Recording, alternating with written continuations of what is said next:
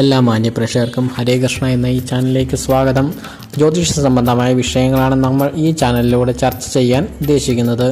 എൻ്റെ പേര് സുജേഷ്. എല്ലാ മാന്യപ്രേക്ഷകർക്കും ഒരിക്കൽ കൂടി സ്വാഗതം. ഇന്ന് നമ്മൾ നോക്കാൻ പോകുന്നത് ആയില്യം നക്ഷത്രക്കാരുടെ പൊതു സ്വഭാവമാണ്. അതുപോലെ തന്നെ ആയില്യം നക്ഷത്രം തൽക്കാല ചന്ദ്രനായിട്ട് വരുന്ന ആളുകളുടെ കൂടിയാണ് ഇന്ന് നമ്മൾ നോക്കാൻ പോകുന്നത്. സർപ്പങ്ങളുടെ നാളാണ് ആയില്യം. ആയില്യം അയിലിനുകേടാണെന്ന് പഴമൊഴി.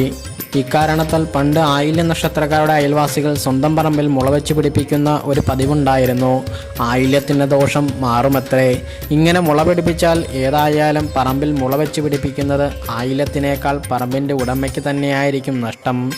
കാരണം മുള കൂട്ടമായി വളരുന്ന പ്രദേശത്ത് മറ്റൊരു ഫലവൃക്ഷവും വളരുകയില്ല, വളർന്നാലൊട്ട് വിള തരുകയുമില്ല.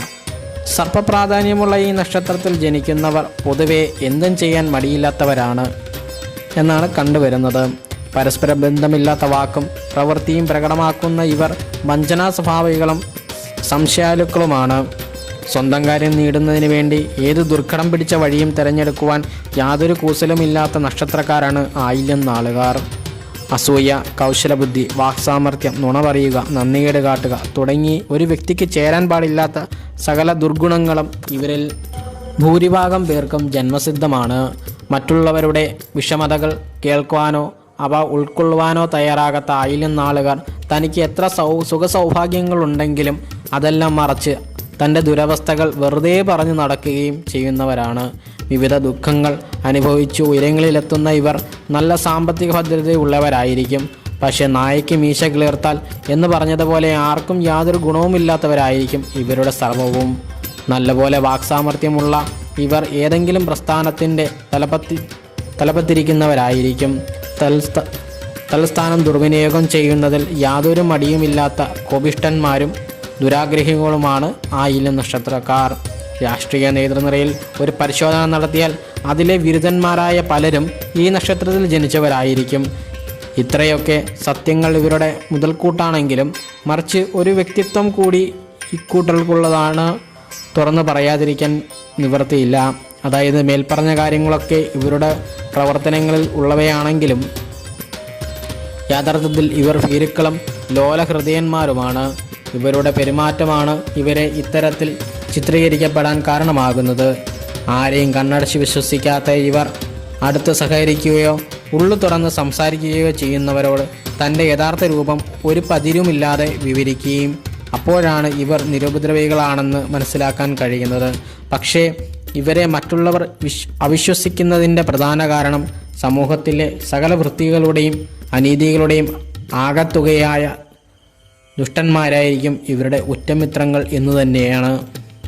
സ്വന്തക്കാരിൽ നിന്നോ സുഹൃത്തുക്കളിൽ നിന്നോ ഇവർക്ക് യാതൊരുവിധ ഗുണങ്ങളും ലഭിക്കുകയില്ല, മറിച്ച് നഷ്ടങ്ങളും ശത്രുതയും സമ്പത്താക്കും. ജീവിതത്തിൻ്റെ എല്ലാ മണ്ഡലങ്ങളിലും വ്യവസ്ഥയും ചിട്ടയും പുലർത്തി അതിനെ പൂർണ്ണതയിലെത്തിക്കാൻ ആയില്യം നക്ഷത്രക്കാർക്കുള്ള കഴിവ് പ്രശംസനീയമാണ്. ഇവർ സൗഭാഗ്യന്മാരും ചിന്തിച്ച് പ്രവർത്തിക്കുന്നവരുമാണ്. പക്ഷെ പെട്ടെന്നുണ്ടാകുന്ന കോപാഗ്നി ഇവർക്ക് തന്നെ നഷ്ടം ഉണ്ടാക്കുന്നതായിരിക്കും. കോപം പ്രകടിപ്പിക്കേണ്ട യഥാർത്ഥ അവസരത്തിൽ ഇവർ തീർത്തും ശാന്തരായിരിക്കുന്നതും ശ്രദ്ധേയമാണ്. അതുകൊണ്ട് തന്നെ ഇവരെ സമീപിക്കുമ്പോൾ വളരെ ആലോചിച്ചും നയപരമായും തന്നെ വേണം കാര്യങ്ങൾ അവതരിപ്പിക്കുവാൻ. കാരണം ഇവർ എപ്പോഴാണ് പത്തി വിടർത്തുന്നതെന്ന് ആർക്കും പ്രവചിക്കാൻ കഴിയില്ല. ഈ നക്ഷത്രക്കാർക്ക് ദന്തരോഗം, ശ്വാസകോശ രോഗം, വാതം, രക്തദൂഷ്യം എന്നിവയെ സൂക്ഷിക്കേണ്ടതാണ്. ആയില്യം നക്ഷത്രത്തിൽ ജനിച്ച സ്ത്രീകൾക്ക് മേൽപ്പറഞ്ഞ ഫലങ്ങളിലധികവും യോജിക്കും. ദാമ്പത്യ ജീവിതം പൊതുവെ മധ്യമായിട്ടാണ് ഇവർക്ക് സാധ്യമാകുന്നത്. ഗ്രഹഭരണത്തിൽ നിപുണകളായ ഇവർ ഭർത്താവിനെ ഭരിക്കുന്നതിലും പിറകിലല്ല. മേനിയഴകോ മുഖസൗന്ദര്യമോ തീരെയില്ലാത്ത ഇവർ അഹങ്കാരികളും ദുർമാർഗികളുമായിരിക്കും. അതുകൊണ്ട് തന്നെ ഇവരുടെ ജീവിത പാത വളരെ ക്ലേശകരമായിരിക്കും. സ്ത്രീ പുരുഷ ഭേദമന്യേ ആയില്യം നക്ഷത്രക്കാരുടെ കുടുംബജീവിതം ദുർഗണം പിടിച്ചതായിരിക്കും. ആയില്യം നക്ഷത്രത്തിൻ്റെ ഭാഗ്യരത്നം മരതകമാണ്. ഭാഗ്യസംഖ്യ 5, ഭാഗ്യദിനം ബുധൻ, ഭാഗ്യദിക്ക് വടക്ക്, ഭാഗ്യനിറം പച്ച, വെള്ള, നീല, ഭാഗ്യ നക്ഷത്രമൃഗം കരിമ്പൂച്ച, നക്ഷത്രവൃക്ഷം നാഗം, പക്ഷി ചകോരം, ഗണം അസുരഗണം, യോനി പുരുഷഗണം, ഭൂതം ജലം, ഇനി നമ്മൾ ആയില്യ നക്ഷത്രത്തിനെ വളരെ ചുരുക്കി പറയുകയാണെന്നുണ്ടെങ്കിൽ ചതി, സർപ്പദോഷം, ദുരിതം, കാര്യജയം, ആരോഗ്യം, ബഹുസാമർത്ഥ്യം എന്നിങ്ങനെ പറയാവുന്നതാണ്.